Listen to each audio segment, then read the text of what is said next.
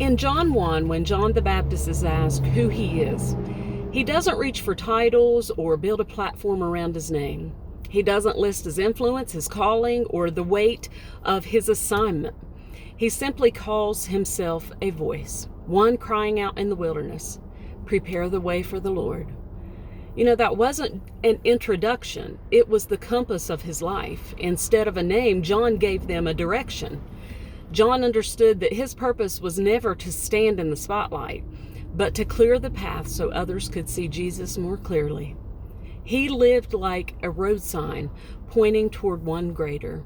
And that's our calling too. When crowds gathered to hear him, John could have said so much more of the incredible honor of preparing the way for the Christ, of having that privilege of being the forerunner of the Messiah. Yet every opportunity he had to elevate himself, he saw as another chance to magnify Jesus. You know, I wonder how different our communities and our ministries would look if we lived from that place. What if we stopped striving to prove ourselves? What if we laid down the exhausting need to build our names, and when asked who we are, we couldn't help but direct the conversation to Christ? What if we determined that they see less of us and more of Him?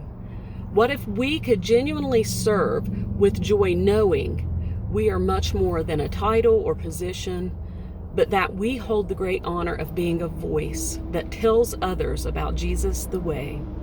You know, I'm convinced those are the voices eternity notices and holds in the highest esteem.